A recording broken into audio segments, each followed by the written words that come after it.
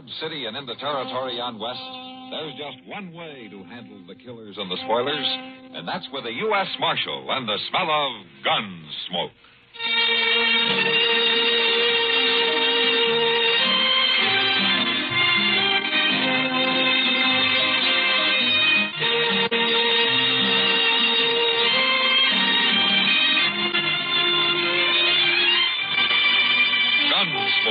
Starring William Conrad, the story of the violence that moved west with young America, and the story of a man who moved with it. I'm that man, Matt Dillon, United States Marshal.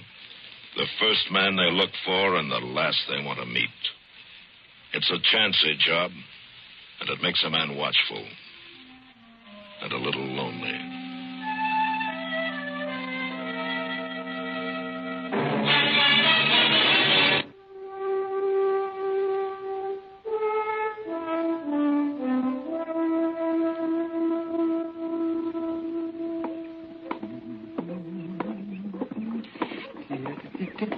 Hello, Mac.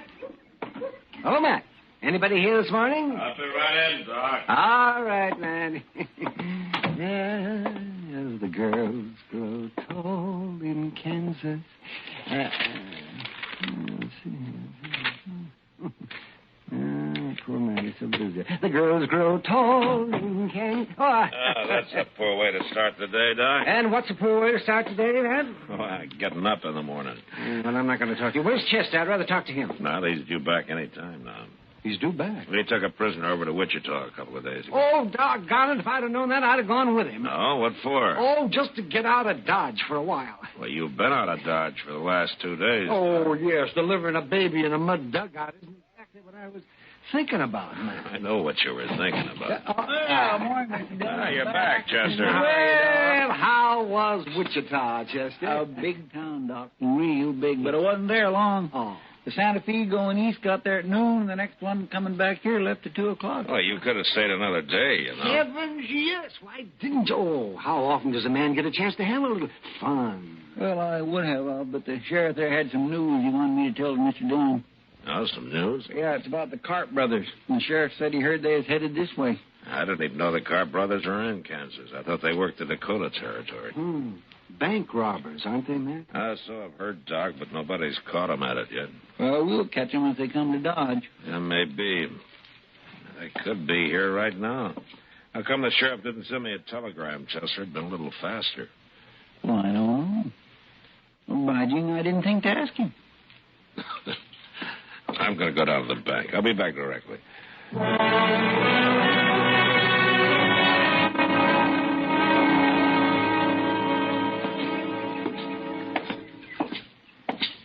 Good morning, Kitty. Oh, hello, Matt. You're up early this morning. I went to bed early last night. Oh, where you headed? Delmonico's. I heard they got some fresh eggs in. You're a sport. But I'll go with you if you like. I'd like it fine, Matt. Well, I got to see Mr. Bodkin at the bank here first. Why don't you go on ahead and I'll join you, huh? Well, how long will you be? Oh, just a couple of minutes. Oh, well, then I'll wait in the bank for you. Okay. But if you're longer than a couple of minutes, you can find me at the restaurant. I'm feeling pretty healthy this morning. You ought to go to bed early every night. If I did, I couldn't afford breakfast. The place is deserted. You must be the only people up in Dodge, except for the cashier. Maybe you ought to wait till after breakfast, Matt. No, Kitty, I'm afraid this business has waited too long as it is.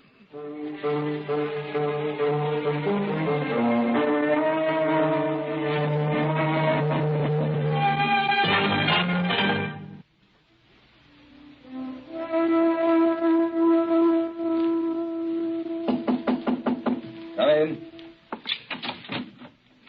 Well, Marshal Dillon, come in. Morning, Mr. Bodkin. You come to deposit money, Marshal, or to borrow some? Neither. I came to protect it. What? Mr. Bodkin, did you ever hear of the Carp brothers? Oh, no, Marshal, I don't believe I have. Well, they've never been around Dodge. All I know is that they're brothers, and the older one's name is Joe. Why are you telling me this, Marshal? Well, I've heard they're headed for Dodge, and I've also heard that they're bank robbers. Bank robbers? Yeah. Well, what do you plan to do? Well, I can't hire deputies until after a crime's been committed, Mr. Bodkin, but if you'd like to, it might be a good idea to let a half a dozen of them loaf around here for a while. Certainly, Marshal. I don't mind a little expense. What's that? Now, where's my gun? Don't shoot or we kill the woman. We're not shooting. You've killed the cashier. Hank, get around there and start filling that sack. Okay. All right, lady. You walk in front. Either one of you try something, she dies. He's coming this way, Marshal. Shoot him. Don't be a fool. Kitty's in the way. And besides, he's got a gun in her back. They're robbing my bank. Will you shut up? Yeah. Well, I'll be. I caught the marshal himself, or I will have as soon as I get his gun. Now, don't move. I'm not moving. That was the first time I ever disarmed a lawman. Feels good. Joe Carp? How'd you know my name? Well, I heard you were headed this way, Carp, but I didn't hear it in time. You sure didn't, Marshal. That's your brother you came in with? What difference does it make? Look, take your money, Carp. Take it, and I'll ride out with you. Nobody will bother you. No, Matt. Shut up, Kitty. Ooh. I see. Nobody will shoot at you if I'm along. Not while we're in Dodge, maybe, but we'd be followed. All right, then take me with you as far as you like. No, Marshal. We'd be followed anyway. I got a better idea. We're taking her. Kitty. Don't do it, Carp. Of course I'll do it. The first sign I see we're being chased, whoever it is going to find Kitty laying right in the trail, fresh killed.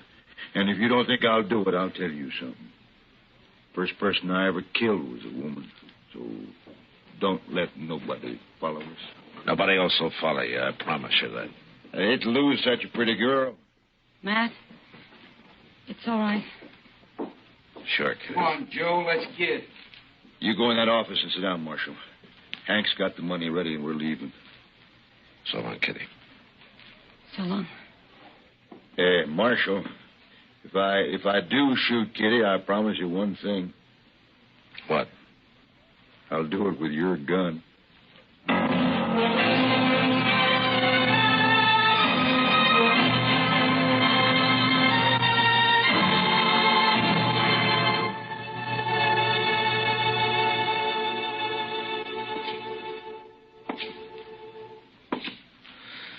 Mr. Dillon, Yeah, what, Chester? you reckon they'll give her any breakfast? I don't know, Chester. Oh, dear. People don't need much food, Chester. They can go for days without any at all. I know that, Doc, but, well, Miss Kitty just ain't used to it. It's water people need. And they'll have water. They will if they took any with them.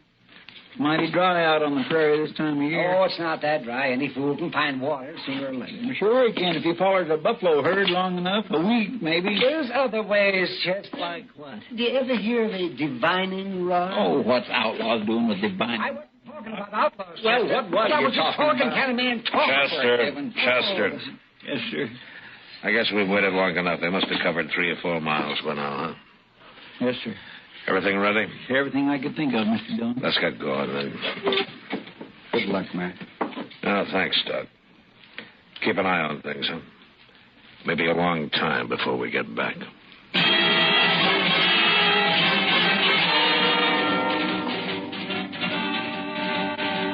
From the bank window, I'd watched the Carp brothers ride north out of Dodge.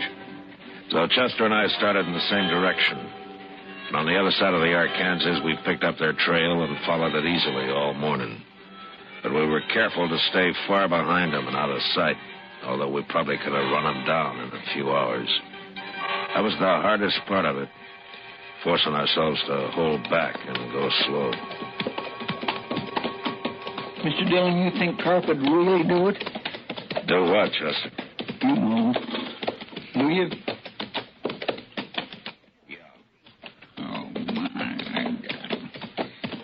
Chester, Yeah. look up ahead there, on the ground. Mr. Dillon. Let's go see who it is.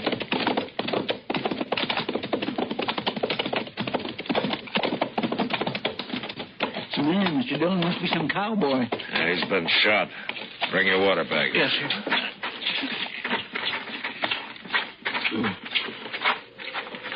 He's still breathing. Yeah. Here, let me have that. You want a drink? You thirsty? Drink. Some water. Here.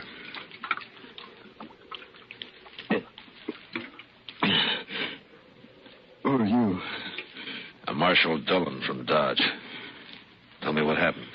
Marshal? And I was right. Right? Two men. And that girl. Hold my head up, Marshal. Yeah. There you are. Is that better? I'm full of blood, Marshal. They hurt me bad. Yeah. My name's Blaine. Oh, what happened? Them two men, Marshal. You're after them, ain't you? I'm after him. I seen them. And I rode up. And then I asked them who they was. They didn't like that. No. I knew something was wrong. That girl and all. But I ain't no gunman. They shot me right out of my saddle. Both of them at once. We'll get him, Blaine. That's any help to you. It don't matter. No. That girl shouldn't be with him. Could you hear him? Did they say anything? Something about a cabin. A cabin? Look, Blaine, my partner here, Chester, he'll stay with you. Sure, I will. I'll take care of you, Blaine. Thanks. Won't do no good. You better go help catch him trouble. I'll handle him. Take whatever you want off my saddle, Chester, and get a fire going here, huh? Yes, sir. You're going to be fine, Blaine. So long.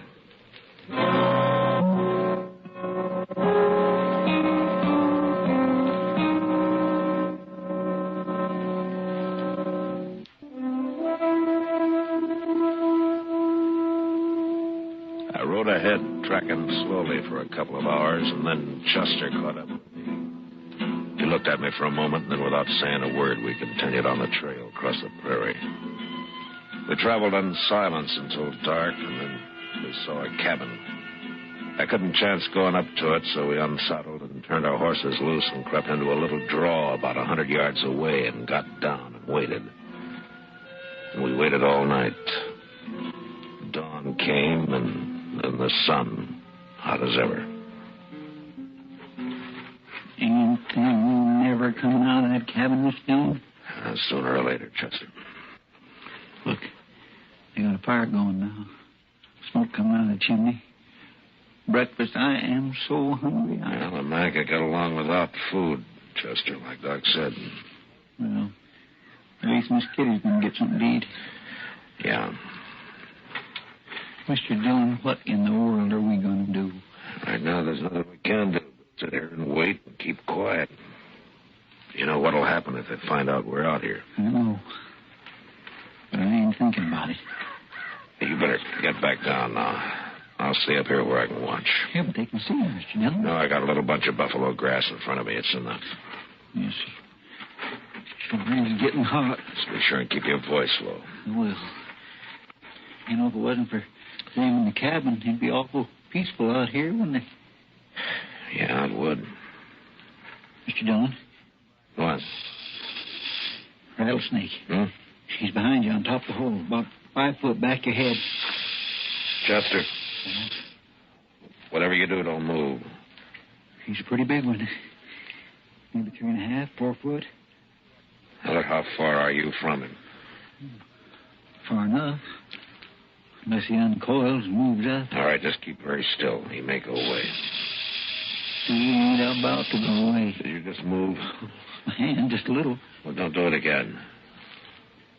Mr. Dillon, he's stretching out. He's moving. What? Which way? Toward you. Steady. He stopped. He's coiling again. Chester, Yeah? if that snake strikes at me, don't yell. They'll hear you at the cabin. Just Start thinking about it now. If he strikes, you close your eyes and stop breathing. Do you hear me? Well, I'll try, Mr. Dillon. Well, you do it, you understand? Yes, sir. He's looking at me again. You moved, Chester. You must have. I got my rifle aimed at Will him. you stop it? Will you get your finger off that trigger right now? Well, I can't sit here and just watch that rattler If you strike. shoot Kitty, you'll die. Don't you know that? I didn't move, Mr. Dillon. Honest, I didn't. Wait a minute. Wait a minute. I got an idea. What? Chester, you chewing? What? Chewing. Chewing? Oh, tobacco? Yeah. Oh, sure, but I got a fairly fresh quid in my shirt pocket. Okay, we'll chance it. Get that quid into your mouth, but do it slow and as steady as you can manage it. Once you start moving your hand, don't stop. You understand? All right, go ahead. Okay. I already got my fingers in my pocket. There it is. Slow and steady now. I'm trying. Here. It's in my mouth now. All right. Now, juice it up, huh? Get a big mouthful. I am. All right, Chester, I've heard you brag about how good you can spit. Can you hit that rattler from there? Mm-hmm. Maybe. Okay, do it. But I only got one shot. I can't make it. I just can't do Wait it. a minute, Chester. You got a mouthful? Yes, sir. All right. Take your time now. Move and make him look at you, and then you sputter him right in the eyes. Okay. Go ahead. Snake? Hey, Snake. Look. I got him, Mr. Dillon. I got him. He's leaving. There he goes. He's gone. It worked.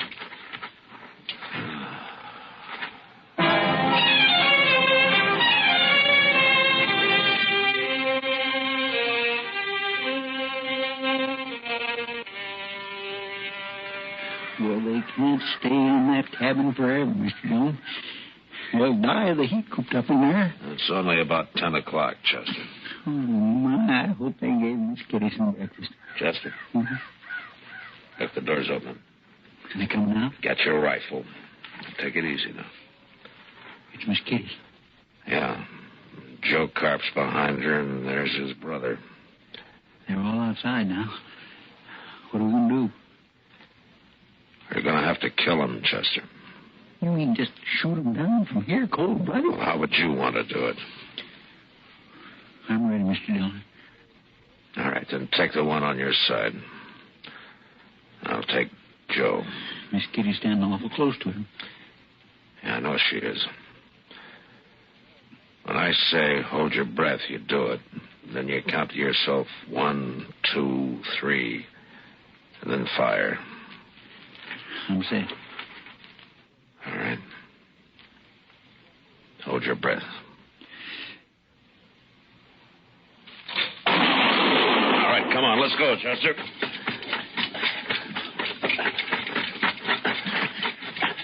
Hey! Get back inside! Joe Carp's still alive, Mr. Dillon. He's reaching for his gun. Come on.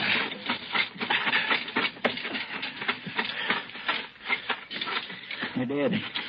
They're both dead now. Okay, Kitty. Are you all right, Kitty? Good to see you, Matt. You too, Chester. I said, are you all right? Shot them down like dogs, didn't you? Yeah, you bet we did. Thank you, Matt. Matt. Here. She beat him, Mr. Dillon. It's a good thing you caught her. Yeah. I'll carry her inside, Chester. Come on. We'll get some breakfast going. They probably didn't feed her after all.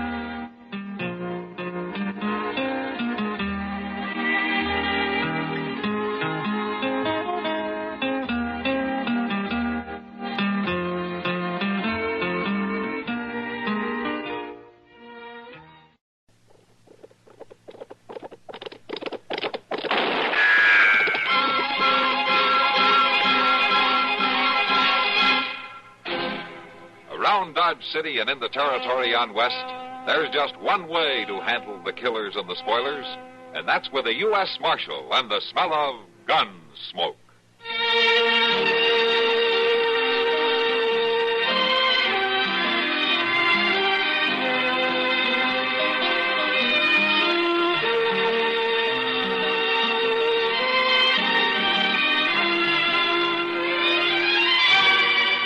Gunsmoke, starring William Conrad. The story of the violence that moved west with young America.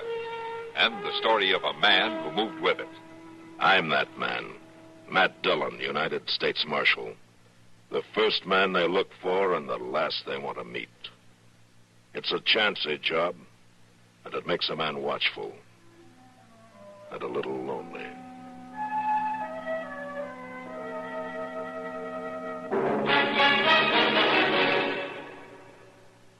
When the Civil War began in 1861, there was no special services, and the chaplain's corps was in its infancy. The serviceman, sick or well, in the field or in the hospital, was left to his own devices during his free time. Then, the YMCA's United States Christian Commission was organized, with the approval and support of President Lincoln. Some 5,000 volunteers, men and women, gave spiritual, moral, and medical relief to soldiers and sailors of both sides, as well as prisoners of war. $6 million were raised to furnish supplies and do the work. They saved the lives of hundreds of fighting men and gave themselves untiringly. Today, along with the Civil War's 100th observance, the Armed Services Department of the YMCA is observing its centennial. Through the years, it has continued to serve our armed forces in this country and overseas. We salute the YMCA on the 100th anniversary of this work and for its services to young people of all races and creeds around the world.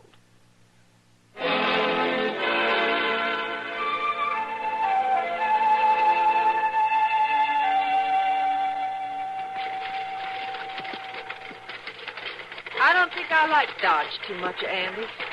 Kind of scares me. Oh, it ain't a bad town, Millie. Besides, we'll only be here long enough to get the old wagon sold. Well, that's the livery stable, isn't it? Yeah. Who there? Who? This shouldn't take very long.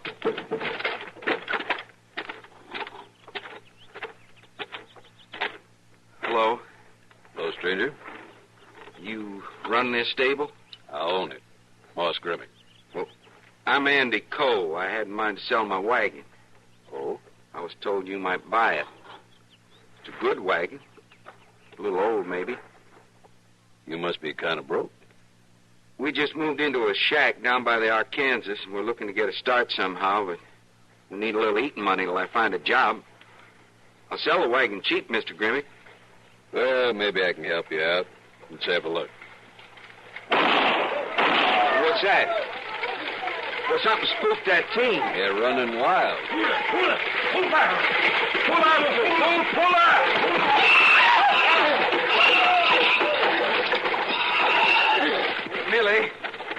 Millie, are you hurt? I'm all right. Are you sure? Let me help you down. I'm too scared. I can't. Shaken up so much. I should have jumped. Who was that man driving the team? Ed Fallon. He runs a freight line here. Now, Andy, don't start trouble. The woman's all right, isn't she? Can't you handle them mules, mister? Now, Andy. You do that on purpose? Of course I didn't do it on purpose. Some drunk come out of the saloon and spooked him. I feel terrible about this. Well, man. you ought to feel terrible. You nearly killed her, you darn fool. Andy!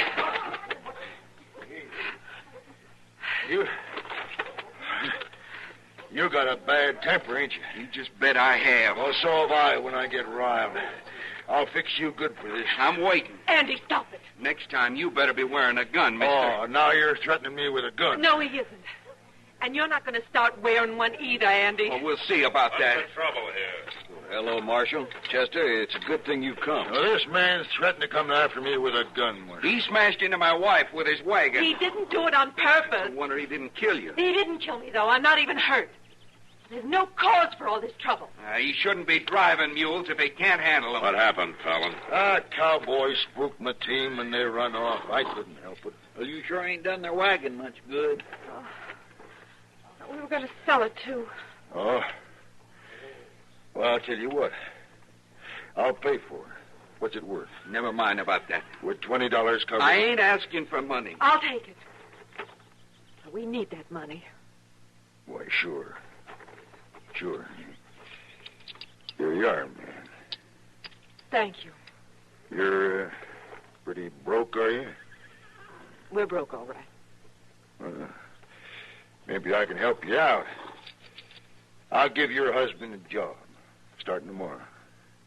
Andy, you here? Yeah. Yeah, I hear and I don't like it. Why should he offer me a job? It don't make sense. My gracious, Mr. Fallon's just trying to be nice to you. Looks to me like you could use a job, son. He's right, Andy. All right. All right, I'll try your job, Mr. Fallon, but probably not for long. You sure don't make it easy. Anyway, my office is right over there. I'll see you in the morning. And, good day, ma'am. Good day, Mr. Fallon. Why, you see? It worked out fine, Andy.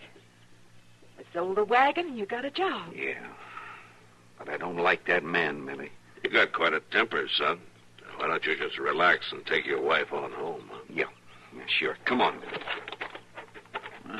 Goodness me, he sure is a hothead, ain't he? Yeah, and a temper like that can cause a lot of trouble. Especially with a wife that pretty.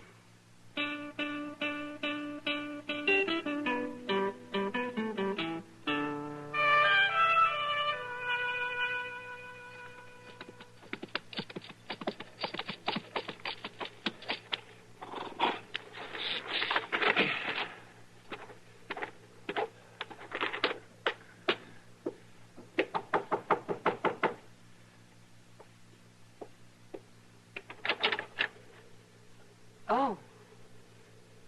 Mr. Fallon. Mrs. Cole, I had to ride out in the country today and just stop by your place to see how things were going. Well, that's very kind of you. Well, you look like you thought maybe it was some bandit riding up. I didn't know. No, I just wanted to be sure Andy wasn't home playing hooky while I was gone. Andy wouldn't do a thing like that. No, I was just joking. He's there on the job, all right, I'm sure of that. He's got 3 freight wagons to get loaded by noon. Andy's a hard worker. You're going to be real pleased you hired him, Mr. Fallon. Here now. You just call me Ed. We're friends, ain't we? Why, yes, of course. How about inviting me in for a cup of coffee? Well, I'm not sure that would be proper. No, it ain't nobody around. Ain't nobody to even know. Well, Millie, that job I give Andy, I'm paying him $1 a day more than it's worth. I know. Well, I ain't sure I could use a cup of coffee. All right, Mr. Fallon. I'll make you a cup of coffee. Now, that's right neighborly, you, Millie. I like that just fine.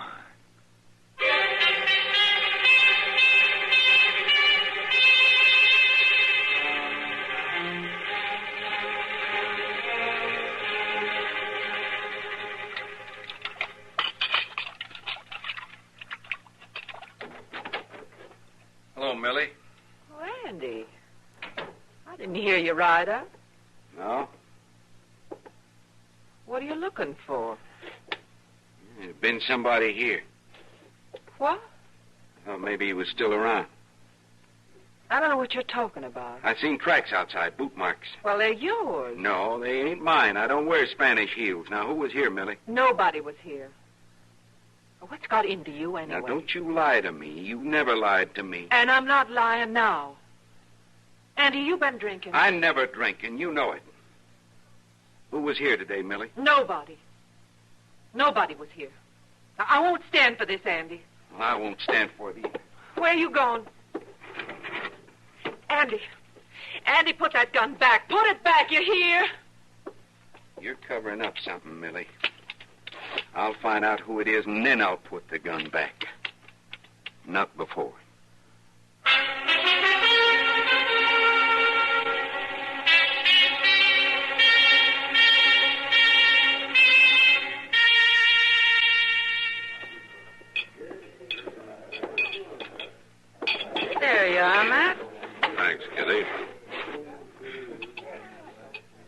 You know, that's better beer than we've been getting lately. Yeah, I think it is. Maybe I ought to start charging more for it. On second thought, kind of flat, isn't it? You're a hard man, Matthew. Say, how's Andy Cole getting along in his job with Fallon? I don't know, Kitty. I saw Andy today. He was wearing a gun. Well, that doesn't exactly make him stand out around here, does it?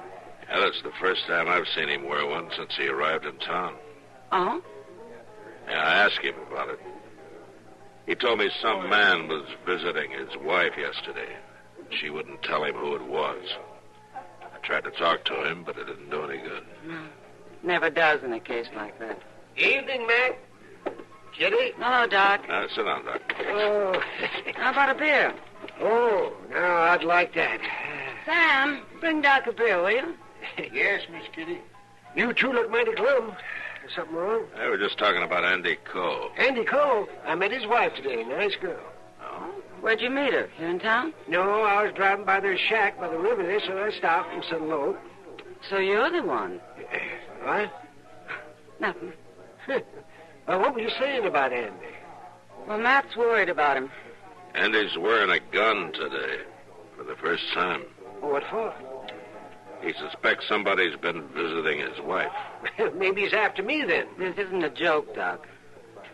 Well, no, I guess it is. Andy's a good boy, but he's awful hot-headed. You know, this morning I made Millie Cole a promise.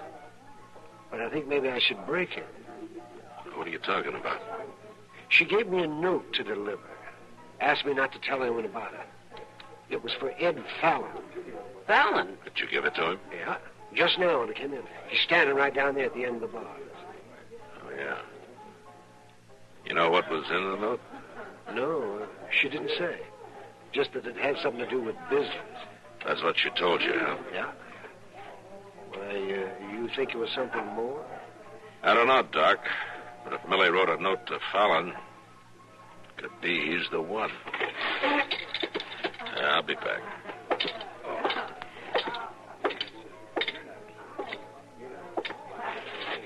Fallon? Yeah? Ah. Hello, Marshal. What's on your mind? I want to talk to you about Millie Cole. What? Have you been seeing her? What business is it yours would I do, Marshal? I'm trying to stop a killing, Fallon. I thought you might want to help. I believe in law and order. You know that. Then keep away from Millie Cole. Now, look, Marshal. Andy's wearing a gun, Fallon. You saw him. If you have been seeing his wife and he finds out, he'll kill you. You seem to know a lot about this, Marshal. Enough to know that you got a note from her today. That note had to do with business. Whatever it was, I'm just warning you. Stay away from her.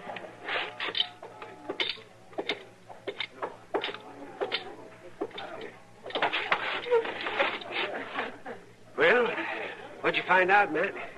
I can't pin him down. You tell him about the note? Mm-hmm. Well, you'd never own up to it anyway. Well, I gotta make sure before Andy finds out. Well, how are you going to do that? Go out tomorrow and talk to Millie Cole. Face her with it. Hope she tells the truth.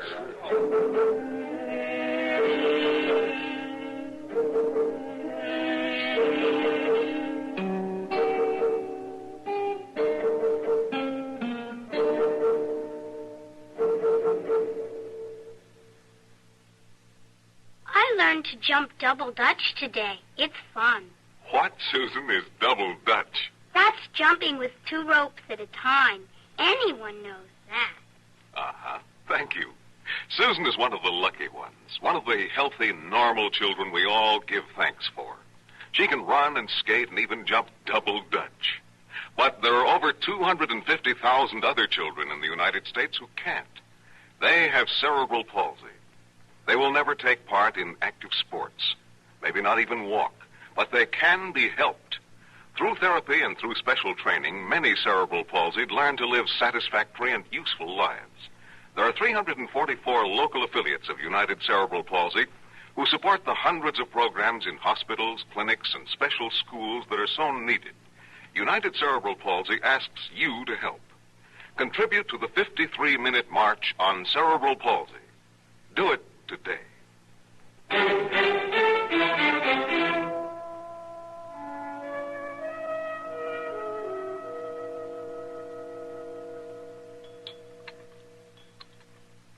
More coffee? No, thanks, Millie. Marshal, I don't know what makes you think Mr. Fallon has been visiting me. Andy's wearing a gun, Millie, and he means to use it. I know. Was it Fallon? Nobody's been out here except you and Doc Adams. Andy doesn't believe that. Do you? No. Marshal, it's true. What's the matter with you men? Don't you take a woman's word for anything? Andy. Oh. Marshal Dillon. You're about the last man I would have suspected, Marshal. Andy, wait. You stay out of this, Millie. You just keep your hands where they are, Marshal. You're making a mistake, Andy. You've already made yours, and it was a bad one, a real bad one. Now, you listen to me. I'll kill you, Marshal. I swear I will. Andy, it wasn't the Marshal. No? Andy, I think it was Fallon. Fallon? I came out here to prove it if I could. How are you going to do that? By facing Millie with it, she's a poor liar, Andy. Was it Fallon, Millie?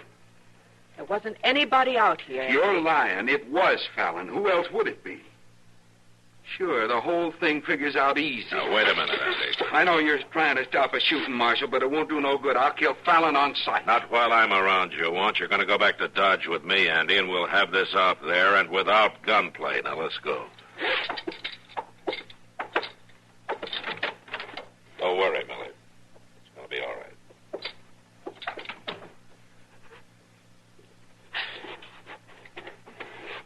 Andy. Oh, Andy.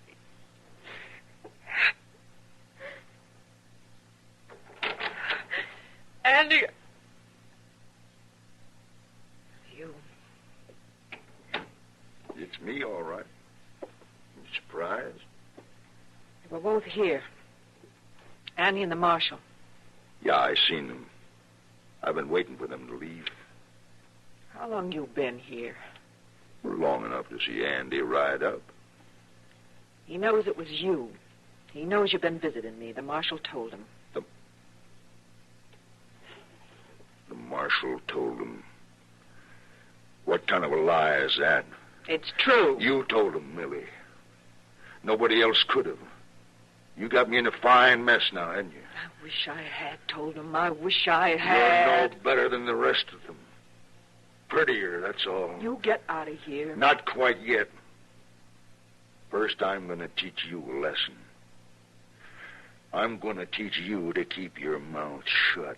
Get out of here. Like I said, not quite yet.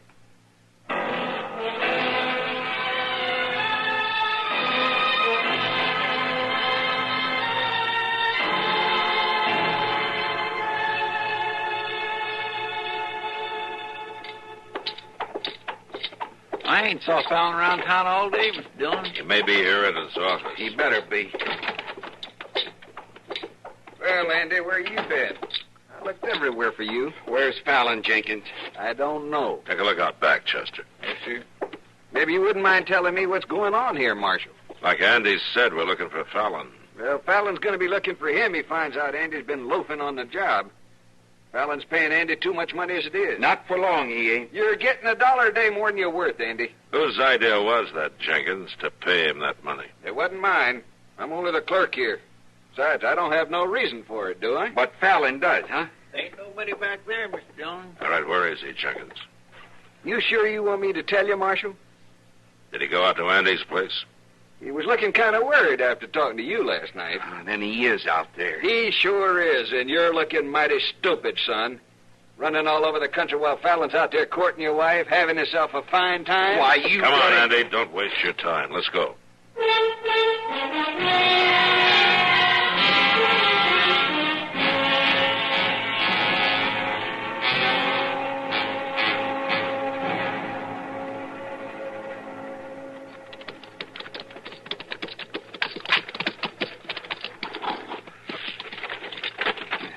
See no horse. He sure he must have come afoot. I just got a feeling that there's something wrong. Andy. Millie. Millie, what happened to you? Andy. Well, what happened? Are you hurt? I'm all right. Fallon. Where's Fallon? He's here. I know it. Now, where is he, Millie? In there. In the house. Fallon. He got shot.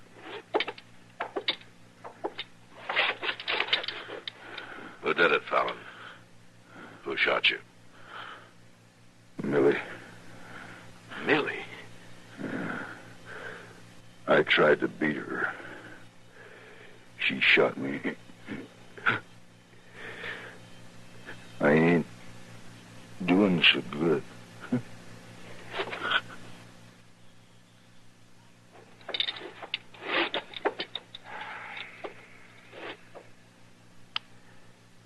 You better go on out to Millie.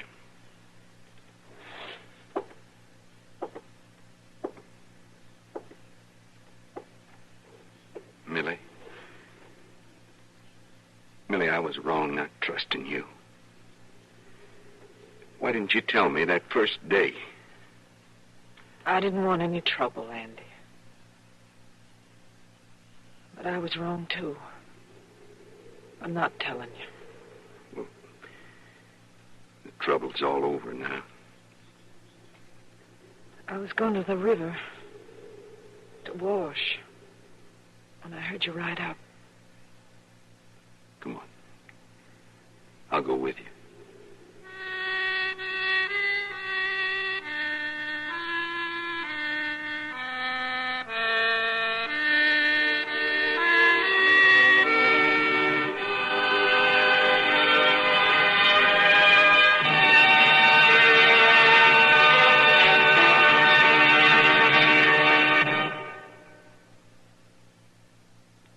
Hi, this is Dennis James to make a point about reliable, effective Kellogg's All Brand.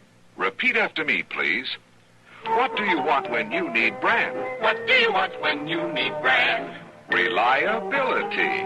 Reliability. Now, what do you get in Kellogg's All Brand? What do you get in Kellogg's All Brand? Reliability. Right.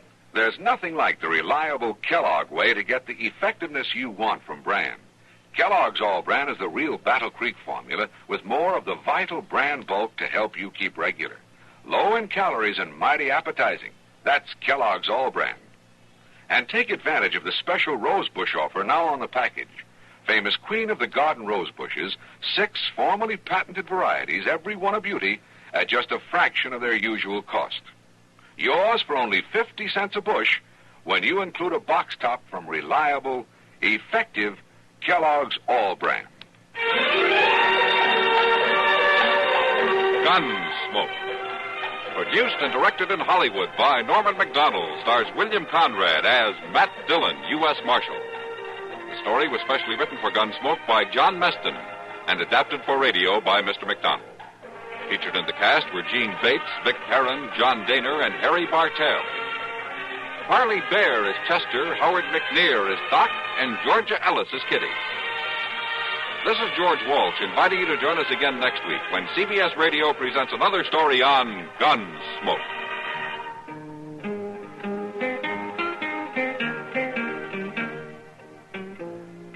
Have a Happy Habit, Monday through Friday, with Bing Crosby and Rosemary Clooney on the CBS Radio Network.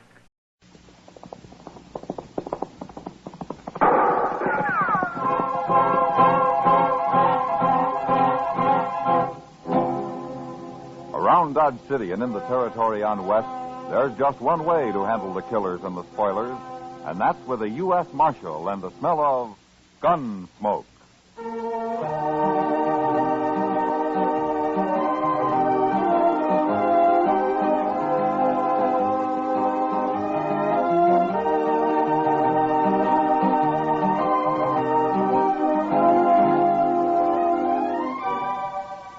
Gunsmoke, starring William Conrad, the transcribed story of the violence that moved west with young America. The story of a man who moved with it, Matt Dillon, United States Marshal.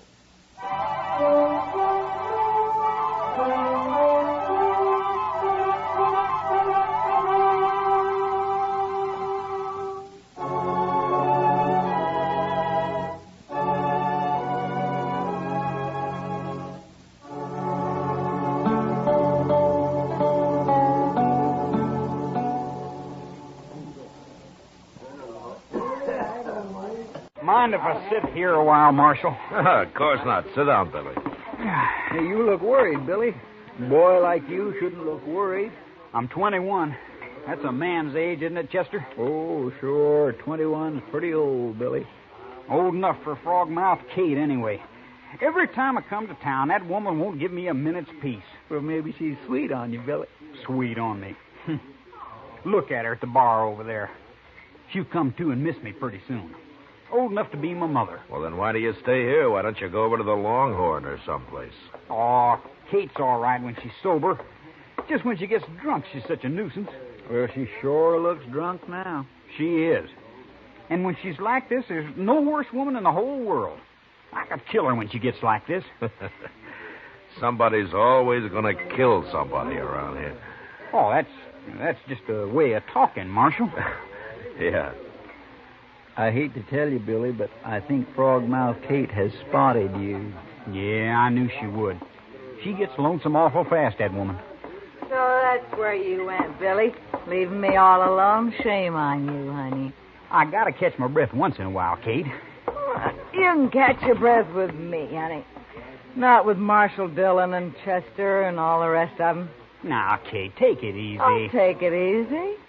You and me'll take it easy in St. Louis, Billy boy. And quit talking about St. Louis all the time. I ain't about to go to St. Louis.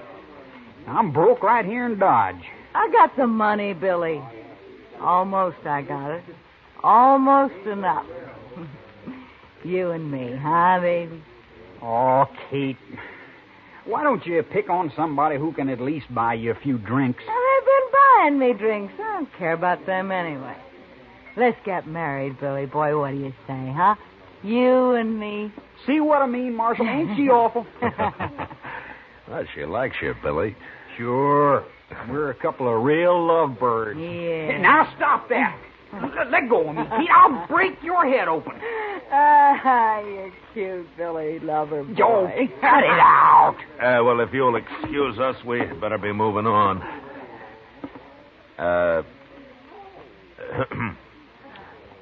Chester? Mm-hmm. Well, all right, Chester. Yes, sir. So long, Billy. Kate?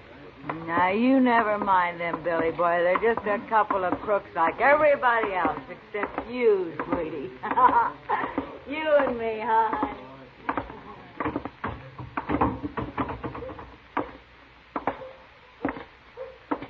My.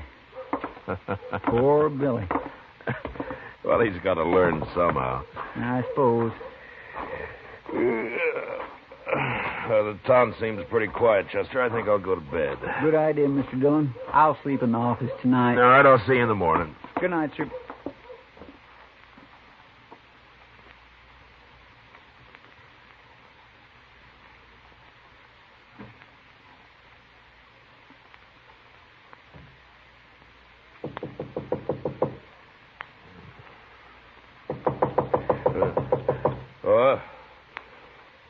Well, who is it? It's Chester, sir. Open up. Well, just a minute, Chester.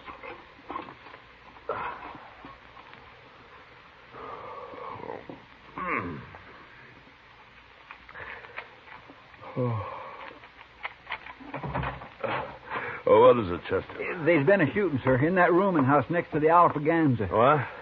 Well, I'll get dressed. Come on inside. It's been raining a little, Mr. Dillon. Yeah, good. Light that lamp there, will you, Chester? Yes, sir. They sent for Doc, and he woke me up on his way out. He know what it was all about? No, sir. He just said it was in that rooming house. Yeah. What time is it, anyway? Oh, it'll be daylight soon. Must be about 4:30. 4:30. It's pretty late at night for a gunfight, isn't it? Yes, sir. That's what I thought. There. All right, Chester, I'm ready. Blow the lamp out. Yes, sir.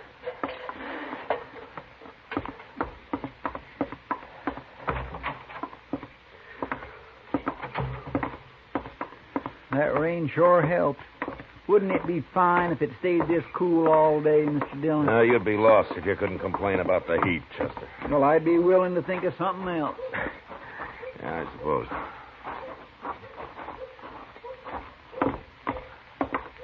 Ma Torvitz still runs this rooming house, doesn't she? Last I heard, she did. Yeah.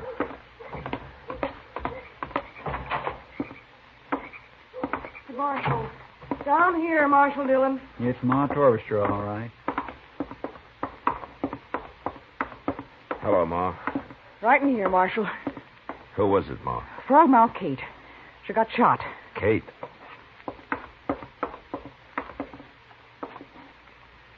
It's no use, Matt. She hasn't said a word, and she's not likely to now. Who did it, Ma? Oh, I was asleep, Marshal.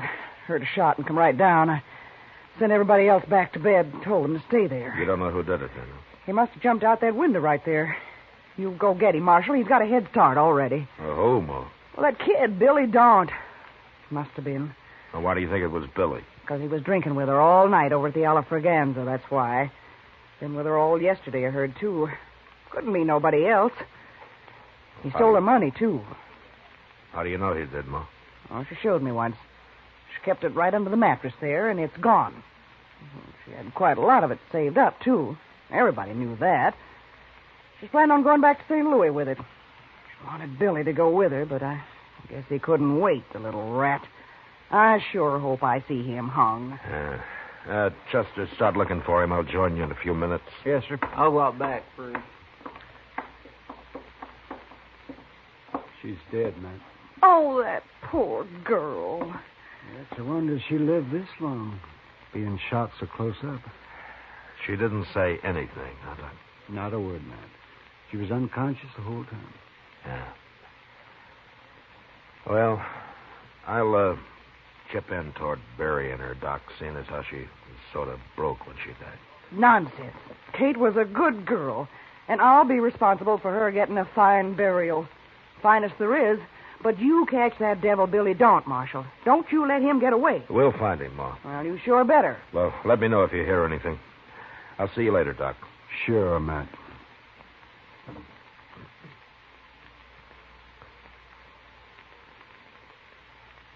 Chester and I spent the next couple of hours looking for Billy Daunt, but nobody had seen him since he and Kate had left the Alafraganza together the night before. We did learn, however, that he'd been riding for Luke Atkins, and since it was our only lead, we decided to go out to the ranch and have a talk with Luke. It was mid-morning when we rode up to the main house, and at first the place looked deserted. Anyway, it's cool here under the cottonwood. Maybe Luke's out on the prairie somewhere. Well, if he's smart, he's keeping away from the sun right there in the house. Oh. Now, leave the horses, Chester. They'll stand. All right, you...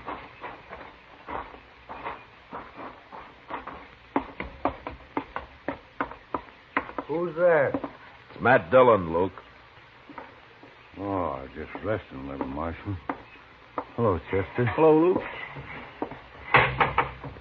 It's cooler out here. Sit down. My gracious, what happened to you? Does it look bad? Bad enough to skip church this Sunday, Luke. Black eye, huh? I ain't got a mirror. Your jaw's swollen, too. Fool kid, I never saw him like that before. He must have been drunk. Billy Daunt? He's been spending his pay in Dodge the last couple of days, and... Say, is that why you're here, Marshal? Billy get in trouble there? Maybe. What'd he beat you up for, Luke? Why, he just rode in here this morning early and said he needed a better horse than his and wanted my buckskin gelding. He was all excited, and I started to argue with him. He jumped me before I knew what was happening. Knocked me out for a minute, I guess. He's gone then, huh? Sure, he's gone. I came up to the house here and got my rifle and watched him go. Funny thing, though, he didn't leave right away. What do you mean? He fooled around down there in the barn for most an hour. I don't know what he was up to, but I just sat here on the porch with my rifle in case he got any more crazy ideas. He finally rode off, though, headed west. Well, we're after him, Luke. Billy in bad trouble, Marshal? Yeah, it looks like it. I'm sorry to hear that. He's always been a pretty good boy. Where are the rest of your men, Luke? Still in Dodge, Marshal, spending their pay. Yeah. Well, you take care of that eye. So long. Goodbye, Marshal. Chester. Bye, Luke.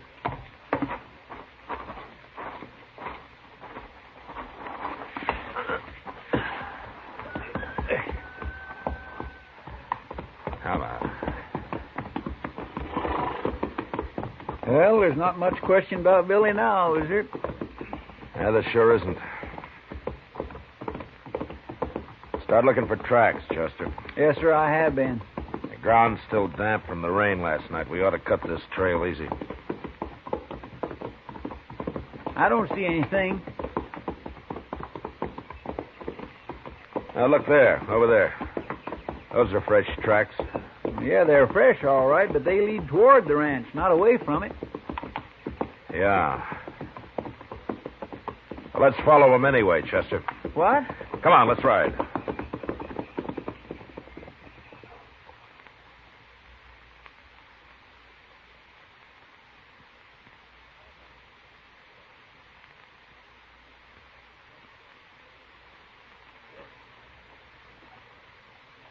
Chester figured either Billy was riding backwards or I was crazy. But he stopped arguing after a couple of hours, and we rode in silence the rest of the day. Long about dusk, I figured we were catching up with him, but we couldn't afford to lose the trail. And when night came, we made camp. Next morning at daylight, we went on. By noon, it was clear Billy hadn't taken any rest at all. A couple of hours later, we began to wonder how much longer his horse could hold out. This is the doggonedest hunt I was ever on. Billy just isn't very smart, that's all. Well, I must be half crazy. Beating up Luke Atkins like that? When a man's in a panic, he'll do almost anything, Chester. Well, you'd think he'd at least have sense enough to rest his horse now and then. And that'll be easier for us if he doesn't. Chester. Look up ahead there. Hey, by heaven, it's a horse. Yeah. Huh.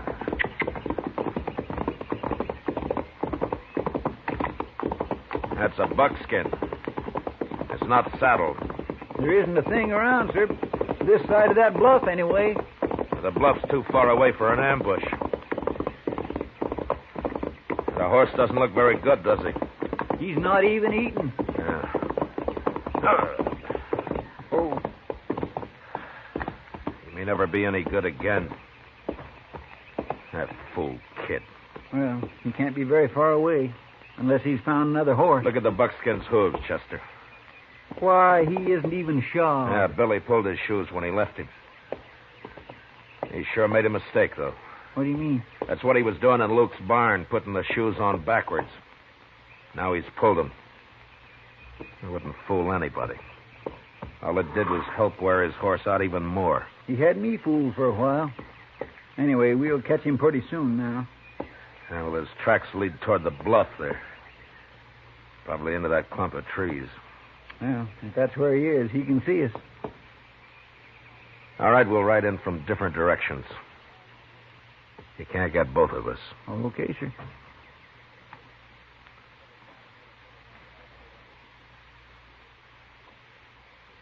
A half hour later, Chester and I had reached the trees about the same time, and without being shot at. There was a spring there and a tiny cabin, deserted. One set of footprints led up to the place, and two sets led away from it. Billy had taken whoever lived there along with him. Figuring there wasn't too much hurry now, we watered our horses and let them breathe for a while. The way I figured, Mr. Dillon, Billy was here about dawn this morning. Well, he won't be far away, not more than 15 or 20 miles at the most. Unless he's found a horse. Well, that's why he's carrying his saddle, isn't it? Yeah. Only Billy isn't carrying the saddle. What? He's saving his strength. Whoever was in this cabin is doing the hard work. You mean Billy took him along just to carry his saddle? Yeah, he found himself a pack horse, Chester. Mr. Dillon, I'm getting to have less use for Billy Daunt every minute. Come on, let's ride him down. before it's too late for this poor fella, whoever he is.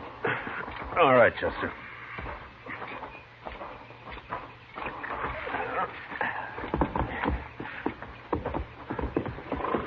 All our horses are in good shape. We ought to catch him in a few hours. I sure hope so. You take the side of the trail, Chester. Track about 10 yards behind me, huh? All right, sir. All right, let's go.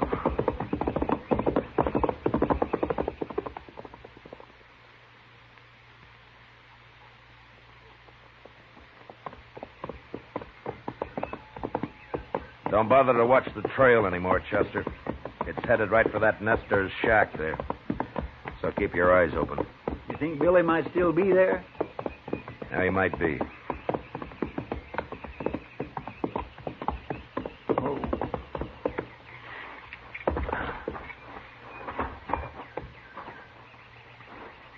Maybe he's inside, Mr. Dillon. Yeah. Let's spread out a little. All right, sir. Now, wait a minute. The door. Who are you?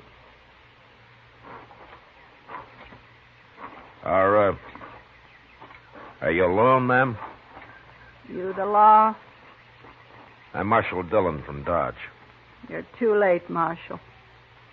You mean he's gone? He's gone. Take a look around at the side, Marshal.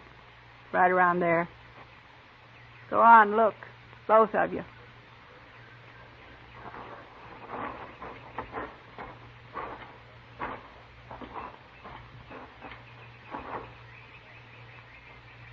Oh, my goodness, Mr. Dillon. Yeah. He was killed with a knife. Yes, sir, he sure was.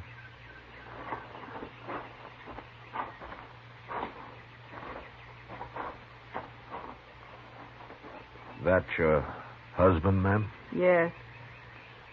I'm sorry it happened, but if it's any comfort to you, we'll catch that boy. I promise you that. Don't matter now. He had another man with him. Where's he? Inside. I've been trying to fix him up. He was near dead when they got here. Poor old Clabe. Clabe? He's 75 years old, Marshal, and that's too old to be used like an animal. Rotten kid. I'd like to talk to him, ma'am. Come on inside.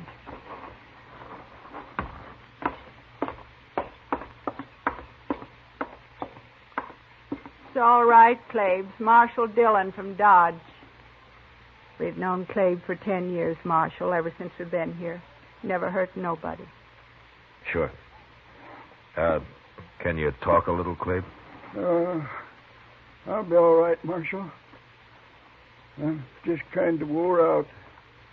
20 miles packing a saddle in this weather. Fast, too. Had me walk fast. How long ago did the boy leave here? 3 or 4 hours, Marshal. Took our mule, but he won't get far. Oh? Why not? Mule's too old. After 10 miles, just quit. Your husband tried to stop him, is that it? Yeah. Got mad when he saw what the boy had done to Clabe. And the boy knifed him. Never gave him a chance. He's wild crazy. He sure is, Marshal. Scared, too. I never saw anybody so scared. He's in a real panic, Clabe.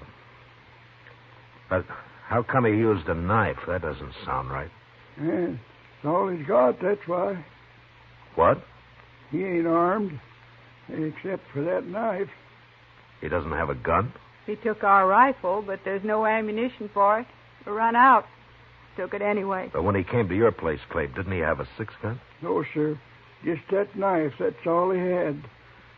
I got an old Navy pistol, but it's busted. I ain't been able to get it fixed. I sure don't understand it, Mr. Dillon. He's like a wild animal, that's what he is. He oughtn't to be loose. He won't be for long, ma'am. Clabe, I hope you'll be all right. I'm just plumb wore out. Clabe's going to stay right here, Marshal. Too old to be living by himself anyway. Good. Well, we'll be going now, ma'am. But we'll bury your husband first. Now, if you'll just show us where you'd like to have the grave. Thank you, Marshal.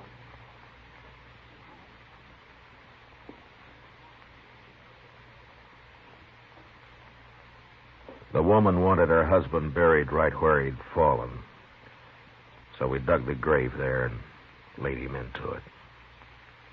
She watched, straight-faced, without a tear. Then she said goodbye and went back into the house.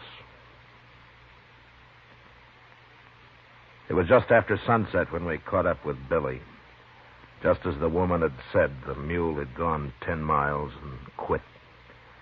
Billy saw us coming, started running across the prairie on foot. His panic had made him as nearly brainless as a man could get. Look at him, Mr. Dillon. Did you ever see anything like it? He's still got a knife, Chester. Hold it, Billy. You can't get away. Right up on the other side of him, Chester. Yes, sir. You've run far enough, Billy. You have to shoot me, Marshal. No, we won't. Take your rope down, Chester. Good idea, sir. All right, Chester, let's rope him.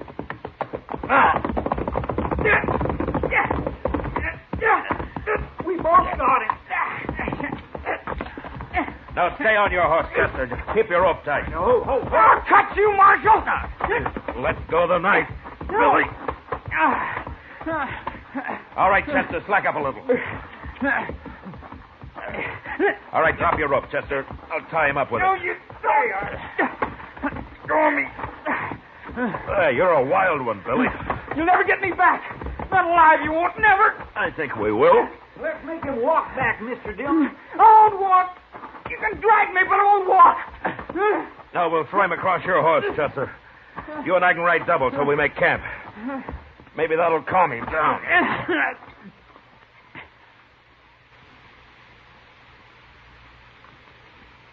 That Billy won't eat a thing, Mr. Dillon. He's just been crouched over there looking like a cornered animal ever since I woke him up this morning. Still pretty spooky, huh? Oh, he sure is. Well, let's go talk to him.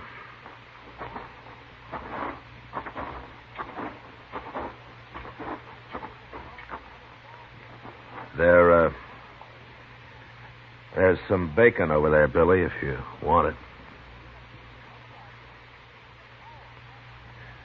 Aren't you hungry, Billy? I didn't kill her, Marshal. Oh?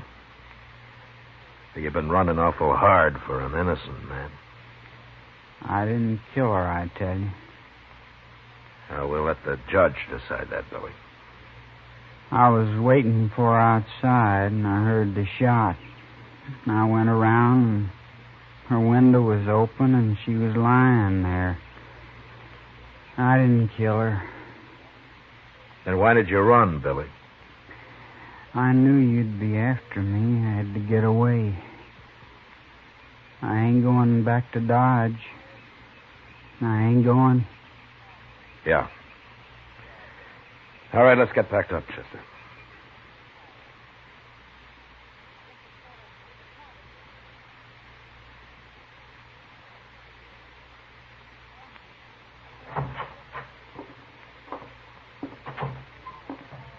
How is he, Chester? He just keeps standing there looking out the cell bars. But he did drink some of the coffee I left him. I don't know, Chester. Sometimes I think just the act of running itself makes a man afraid. The more he runs, the more panicked he gets. Anyway, it ain't healthy. A young boy like Billy. Well, maybe you'll come out of it in time. Morning, Marshal. Yes, sir. Morning, Mr. Green. You're up early, Mr. Green. Well, I heard you brought Billy Dawn in last night, Marshal, so I figured I'd better turn this over to you. A 6-gun. Whose is this? It's Billy's gun, Marshal. I've been fixing it for him. Billy's gun? That's right, Mr. Dillon. Billy didn't have a gun, remember? How long have you had it, Mr. Green? Oh, he brought in the first day he came to town, Marshal. The cylinder was loose, been shaving lead. It's okay now. I fix it fine. You've had it all the time? Yes, sir. I was just keeping it for him until I heard he'd been arrested. I see. Well, thanks, Mr. Green. I'll see that you're paid for your work. Oh, sure, Marshal. That's all right. Goodbye. Goodbye, Mr. Green. Looks like Billy was telling the truth. Yeah. You sure can't convict a man of a shooting if he didn't have a gun. No, sir. But there's that nester he killed. Yeah. And all for nothing. Yes, sir. Well, Chester, it's pretty hopeless now, but let's see if we can find out who did kill Kate. Probably just some thief. Heard about her money. Yeah. Probably.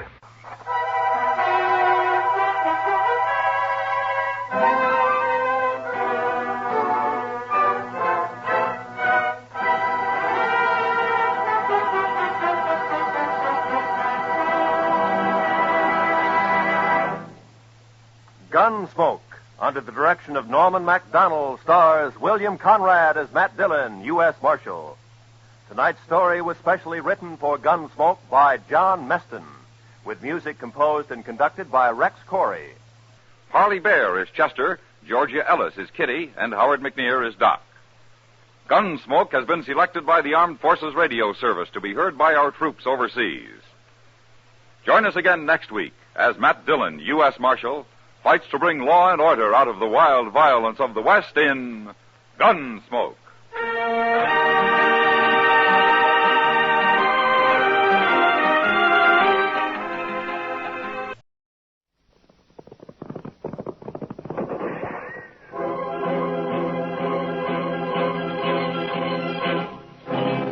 Gunsmoke, brought to you tonight by Plymouth, with an invitation for you to visit a Plymouth dealer's tomorrow.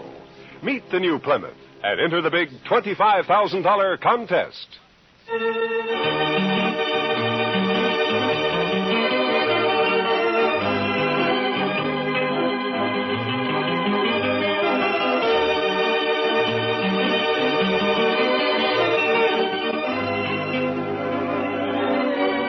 Throughout Kansas and in the territories on west, there's just one way to handle the killers and the spoilers.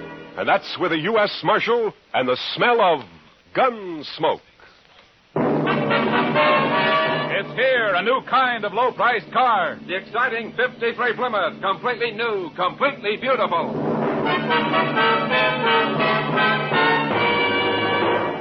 Yes, it's the new Plymouth for 1953. The first truly balanced car in the low-priced field. More glamorous lines, more powerful engine, more luxurious comfort. What a beauty. The new 53 Plymouth is lower to the road with a lot lower look. New color schemes and two-tone color harmonies available in all models. How does she travel? Man, Plymouth puts out the best ride in the business. Smooth as sailing, even in the back seat. And the Plymouth engine's been stepped up to 100 horsepower for pickup with plenty of flash. Visibility? Say, there's a one-piece curved windshield, a new type with no troublesome distortion, and you sit chair height in a Plymouth, so you get the full benefit of Plymouth's new down-sweeping hood. You really see right down in front of your car. Bigger side windows, too, and a huge wraparound rear window, so everyone gets a view as big as all outdoors. The new 53 Plymouth's an exciting car, any way you look at it. A great advance in car value at no advance in price. In fact, 4 new Plymouth models actually cost less than last year. So don't put off seeing it. Meet the new 53 Plymouth at your nearby Plymouth dealers. If you go in tomorrow, you may win one free in the big Meet the New Plymouth contest.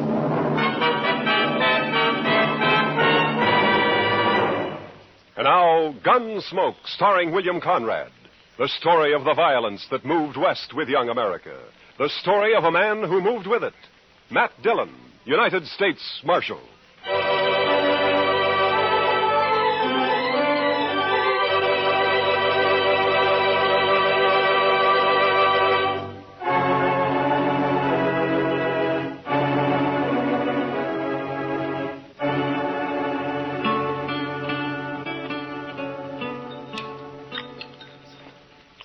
The cook sure must have had a bad night, Mr. Dillon. Well, how do you figure that, Chester?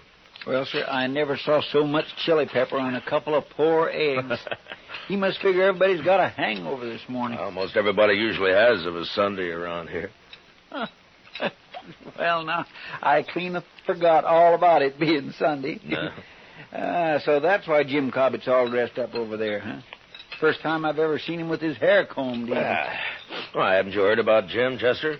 He's going to get married. He's got his wife-to-be coming in on the train from back east today. Jim Cobbett? Yeah. Well, now, what sort of a woman would that be, Mr. Dillon, who'd come clear to Dodge City to marry a fellow like Jim? No, Jim's a good man, Chester. It's just that, well, living out on that homestead of his year after year has made him grow a little off-center, so... Loneliness will do that to a man sometimes. Morning, Marshal. Chester. Morning, Hank. Well, what do you think of that old goat Jim Cobbett getting himself hitched? It's a fine thing, I'd say. Well, Jim's no older than you are, Hank Lewis. Older, maybe. A lot less respectable. Now you're talking your usual nonsense, Hank. Am I, Marshal? What about Jim's first wife who disappeared off of that place he had up north on Hackberry Creek? Just plain disappeared, she did. Jim never explained that. And nobody ever saw her again, either. Oh, you're worse than an old woman with your gossip, Hank. Jim's never done anything to you, Hank. Nothing except stake his homestead on the only spring south of the Smoky that didn't dry up. Cheated me out of it, that's what. He filed his claim 2 weeks before you did, Hank, and everybody knows it. Sneaked into town, that's what he did. Sneaked into town, behind my back. Still telling your lies, ain't you, Hank Lewis? Now, you keep away from me, Jim. Keep away. I've never bothered you, Hank. But I hear you talking around Lila. When she gets here, I'll hurt you. I'll hurt you bad. What is it you want to hide from her, Jim? Maybe that business about your first wife? All right, don't touch that gun, Hank. Not a move. You arrest him, Marshal. You saw it. Get up. Put him in jail now. I didn't touch him. Shut up. Now, you're just lucky you weren't killed. Now, you get out of here and stay away from Jim. It's his wedding day, and if I find you bothering him again, I'll throw you in jail. Now, go on, move. Fine all we got around here. Make it tighten up and happen. Sorry to make trouble, Marshal, but I won't hold for his making that talk around Lila. Oh, forget it, Jim. Just keep clear of him for a while. What time's the wedding? Well, about 3 o'clock. At least that's when the preacher said he'd come down. It'll be at the church, won't it, Jim? Well, no. The preacher thought maybe it'd be better to do it somewhere else. It's because of... Yeah, sure, Jim. Dodge City House would be a fine place, wouldn't it? That's just what I'd planned, Marshal. I brought a jug of corn in with me in case anyone came around, maybe. Jim, I wouldn't miss it for the world. I'm going to be there for sure. Yeah, me too, Jim. I certainly do enjoy weddings. I never got married myself, but I sure do like to watch. See you later, Jim. Sure, Marshal. We'll be there, Jim. Bye.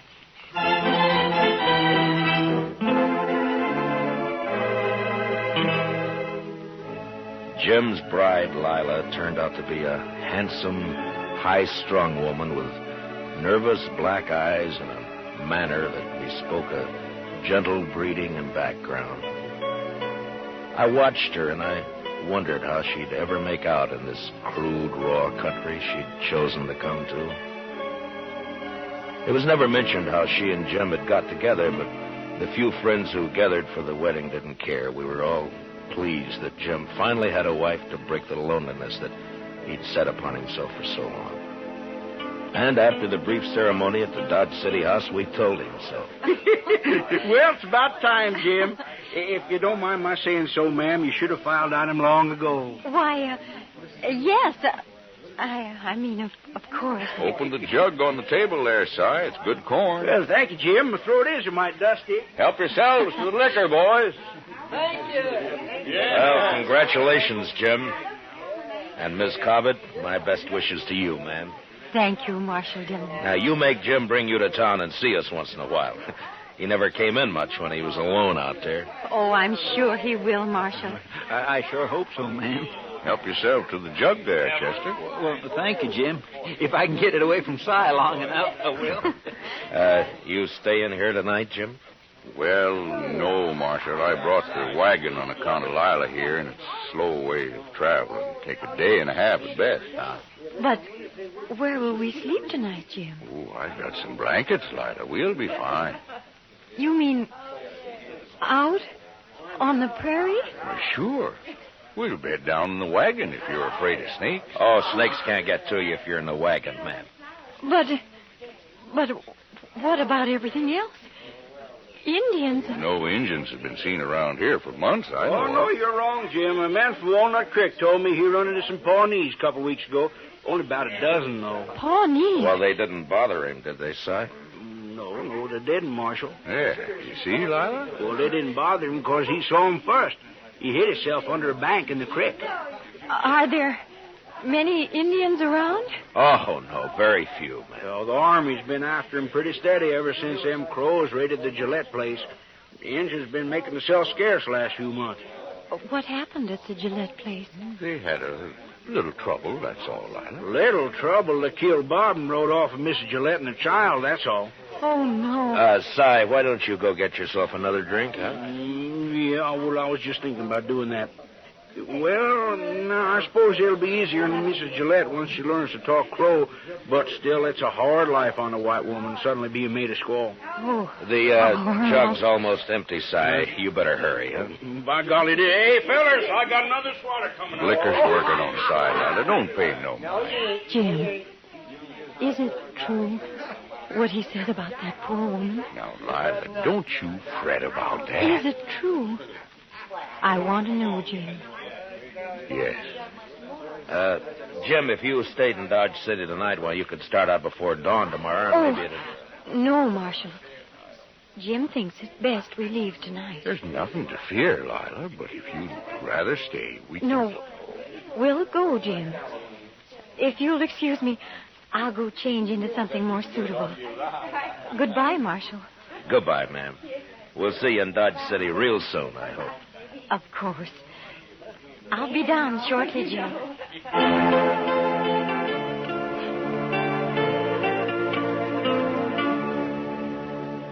Maybe it was best that way for Lila to face out her first night on the prairie, not far from Dodge. Nothing would bother him that close to town, and it'd make it easier for her on the next night. And they left. And that's all we heard about them for, a month or so. Dodge City was fairly quiet, except for 1 week when a Texas herd arrived.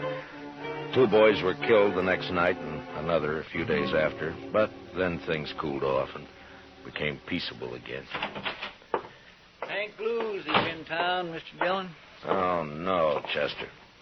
Well, there ought to be a law against it, that's all. He said he was coming here to see you in a few minutes. Look, you talk to him, Chester. I think I'll go upstairs and pick on the doc for a while. Oh, he doesn't want to see me, Mr. Dillon. I'll send him up when he comes. Chester, no. Yes, sir, but he'll ask me where you are, sir, and then what am I going to tell him if... I want to talk to you. Well, all right, Hank. Go ahead, talk. You think I was lying about Jim Cobbett, don't you? Well, listen to this, Marshal. Lila's disappeared, too. What? I saw it with my own eyes. I saw she isn't there. What are you talking about, Hank? I'm telling you, Marshal, Lila's gone, just like Jim's first wife up on Hackberry Creek. She's plain disappeared. Well, go on. Well, I got a runty bay mare that's always running off, and I rode by Jim's place to see if he'd seen her. Jim was just sitting there, and he hardly paid me any mind at all. He was all alone, and when I asked him about Lila, he just walked off, wouldn't say a word. Well, maybe she was just out on the prairie somewhere. Then she stayed a long time. I was back next day and still didn't see her. Stock's gone, too. When was this, Hank? About a week ago. Now, Marshal, I think you ought to get out... I do my own thinking, Hank. Well, all right. But you better get out there, Marshal. I've told you now. Yeah, you've told me, and you can forget it. Just stay away from the Cobbett place, you understand? All right, Marshal. I've done my duty. You better do yours. Goodbye, Hank. Well, Goodbye.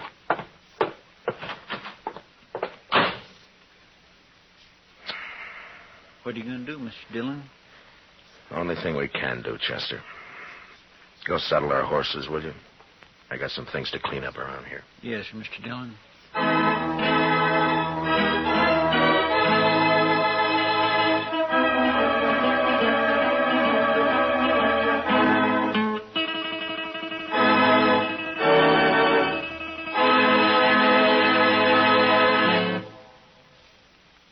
Big doings at all Plymouth dealers.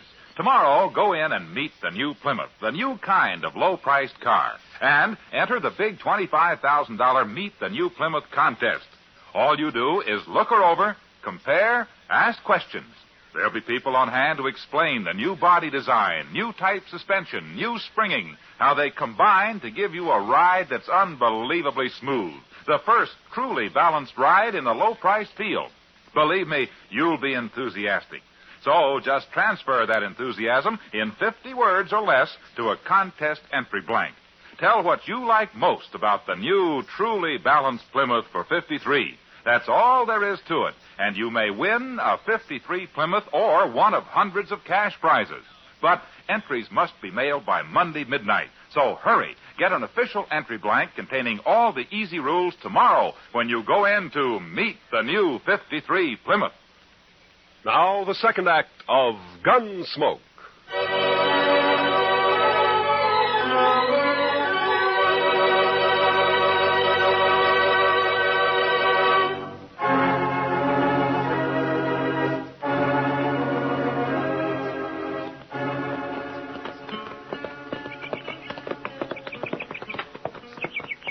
Sure looks quiet around here, Mr. Dillon. Yeah.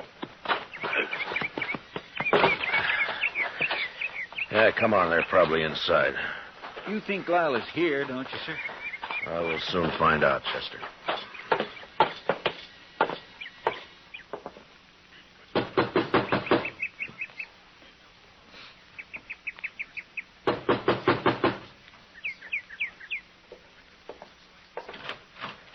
Hello, Jim. Well, hello, Marshal. Chester? Hello, Jim. Come in.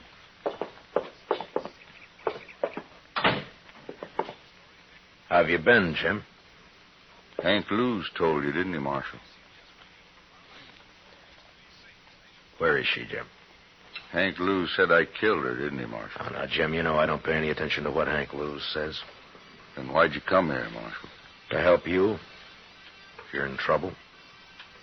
Lila isn't here. And I'm in trouble, all right. Well, what happened, Jim? Where is she? I don't know. What?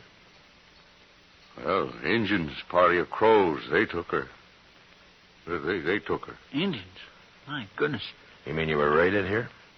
Maybe 10 days ago, a war party, about 12 crows. Well, what happened? Well, Lila was out there by the spring. It was just getting dark. I was sitting on the floor right there, mending the saddle I'd torn the stirrup off of when I heard her come running up the path out back. She was all in a sweat and yelling. Lila, what is it? Oh, I saw something out there. Oh, Jim. Jim, I think it was an Indian. Come inside, quick. Oh. Get on the floor in the corner there. How many did you see? Oh, just him. I saw his skin behind that little rise. Oh, Jim, don't let him get me. Easy now, Lila. Oh. Oh. Well, I don't see a thing out of this window. Take a look over here. Nothing. Must have heard you yelling. Oh, Jim, what'll we do? Stand them off, that's all. Oh. Wait a minute. There's one. Oh, no. Getting hard to see. Jim, the other side. They'll sneak up on the other side. Might be one behind that log out there. Oh, no. But we'll just wait. Oh. They'll get bolder in the dark. I can pick them off easy. Oh, Jim. Jim, they'll carry me off like they did that other woman. I can't stand it, Jim. Here. Take that 6-shooter. Yes, I will. I will. It won't take you while I'm alive. I promise you that, Lila. Wait a minute. They're down at the corral. Oh, no. They're after our horses. That'll show them. Here he goes. There was one behind that log. Oh, Jim, I can't stand it. Yeah, they're sneaking up on us. We'll just wait. Let them get in the open. Wait till a little more. Then when they jump and run on us,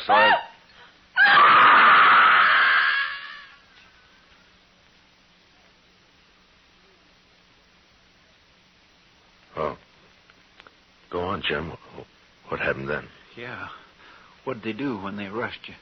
Well, One of them must have got in the window behind me.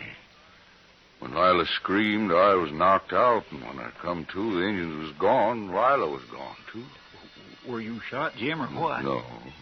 The engine must have got behind me somehow and clubbed me, that's all. Did you try to follow him?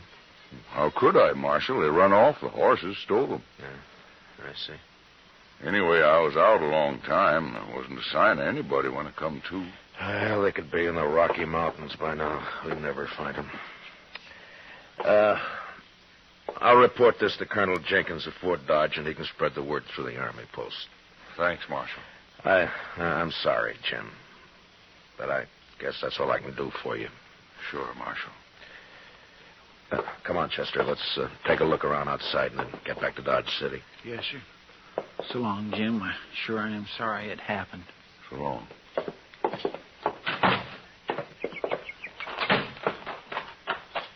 Jim's pretty broke up, Mr. Dillon. Yeah. That's terrible. And her a squaw now. Yeah. My, aren't those pretty, Mr. Dillon? What? Hey, that bunch of columbine there, growing right in a row. I think I'll just put one in my hat. No, wait a minute, Chester. Huh?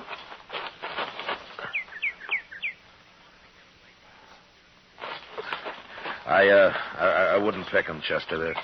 They're too pretty to pick, huh? Well, all right, sir. Jim's stock is gone, all right. Mm-hmm.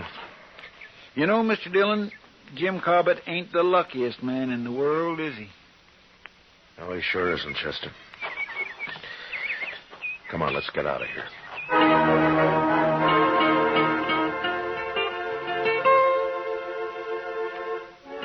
It was the day after we got back to Dodge City that the trouble started, as I expected it would. Chester spread the story about the Indians kidnapping Lila Cobbett, and it wasn't long before some of the men began to question it. And a group of them, headed, of course, by Hank Lewis, came to see me. Marshal, we want to know when you're going to arrest him. Hank, it'd be better if you'd let somebody else do the talking. Your record against Jim Cobbett's pretty strong. Marshall's right, Hank. You always did talk too much anyway. I want justice done, that's all, and I mean to get it. Oh, shut up, Hank. Marshal, Hank sort of talked us into thinking you don't aim to do anything about Jim Cobbett. Is that true? Well, what's your idea, Merrick? Well, go out there and arrest him and find Lila's body if you can. You think Jim murdered her, is that it? Looks that way. You sure don't believe his story, do you, Marshal? No, not all of it. Jim did her in just like his first wife, that's what. It's a sure thing, Marshal. No Injuns would have stolen the woman and left Jim lying there without scalping him. Injuns just being made that way. Merritt, I don't know what happened out there, but I'm going to find out. Then what are you waiting for, Marshal? The doc. The doc? What's he got to do with this? Well, Miss Prilliffew had a baby this morning. The doc was up all night, and he's sleeping today. We're going to ride out to Jim's tomorrow. Well, I don't know what you need the doc for, but we'll wait and ride out with you. You won't ride anywhere, Hank. When I need a posse, I'll ask for it. I don't want a single man of you anywhere near the Cobbett place. Is that clear? All right, now get out of here. I got work to do.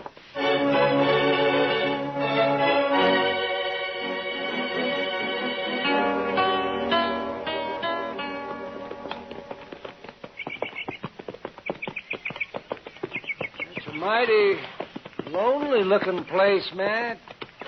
Yeah, it is. I wonder what Lila Cobbett thought when she first saw it. She must have been mighty fond of Jim to come here at all, seems to me. Yeah. Well, I hope Jim's still there. Isn't that him there? Down by the corral there, isn't it? Oh, yeah. He's got a new horse. Oh.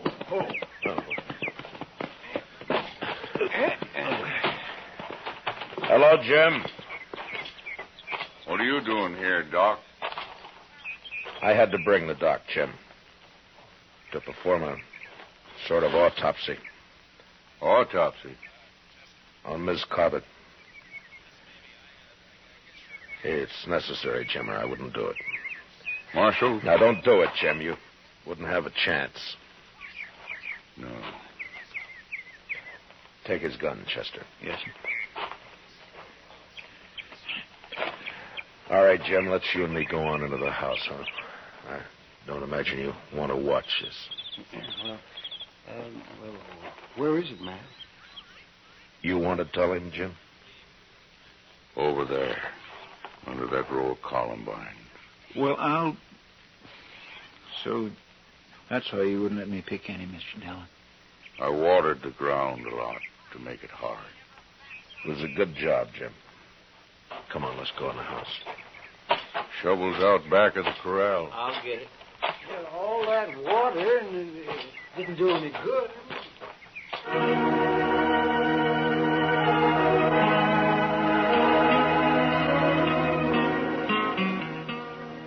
In the house, Jim sat with his back to the wall, his hands clasped tightly across his knees. He was so gaunt and leathery that I wondered if he'd bothered to eat anything at all since this had happened. He just sat there as if waiting to be sentenced and not caring very much one way or the other. Finally, Doc and Chester were finished, and they came into the house. We put her back, Jim. Right where you had her. Yeah. And it wasn't easy, Matt. Yeah, I know. But what did you find? Well, she was killed by a .45. Fired at close range. Bullet entered her head just under... Never mind, Doc. Jim's gun here is a .45, Mr. Dillon. You want to tell us about it, Jim? You think I killed her, Marshal? Well, it looks that way, Jim. But I still can't believe it. Thank you, Marshal. If you did it, Jim, you're going to hang for it. The crows didn't attack the house, Marshal. They never aimed to. They just dodged around out there, some of them, to cover for the ones that ran the stock off. They didn't want to fight, just to stalk. Yeah, it's happened before. Lila screamed and screamed. I guess she went kind of crazy. Then I heard a shot. First I thought she was shooting at the engines. Then I saw her on the floor there. I didn't care after that. They could have come right in there. They could have done anything they wanted. I didn't care.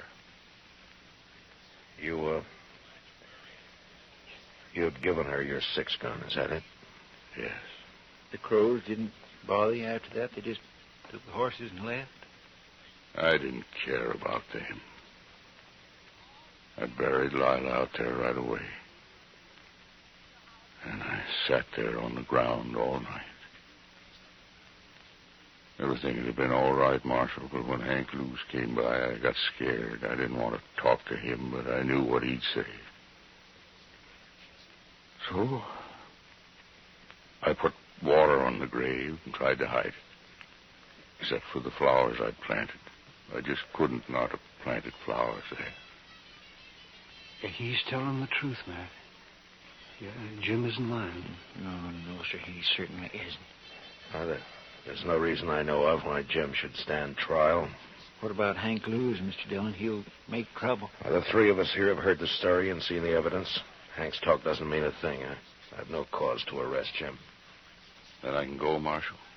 Go? Go where? I don't want to live here anymore.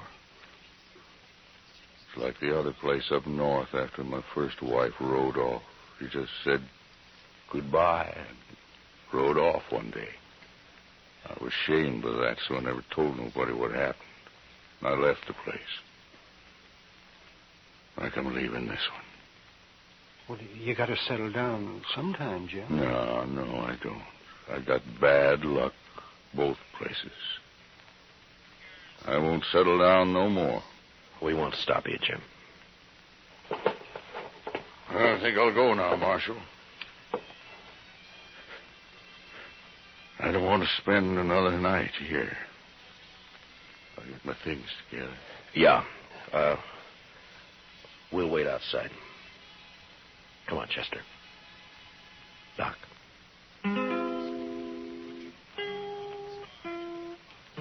A half hour later, Jim was packed and ready to go. Silently, he shook hands with each one of us and then mounted and rode off. Yeah, the prairie had dealt hard with Jim Cobbett, but the man was too tough and dry not to survive somehow. He wouldn't try again to be happy, but he'd live. He'd make his way. We watched him disappear while the sun went, and the land cooled and became still and quiet.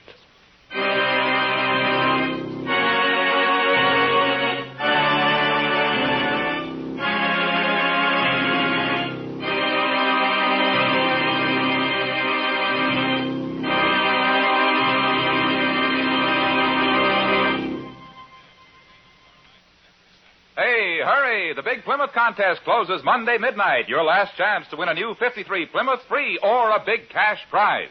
Go to your nearby Plymouth dealers tomorrow. Meet the new Plymouth. Look it over stem to stern. Ask questions. Find out all about this new kind of low-priced car. Then, on an official entry blank in 50 words or less, tell what you like most about this great new beauty. But remember, entries must be mailed by Monday midnight, so be sure to visit your Plymouth dealers tomorrow to pick up your contest entry blank and meet the new 53 Plymouth.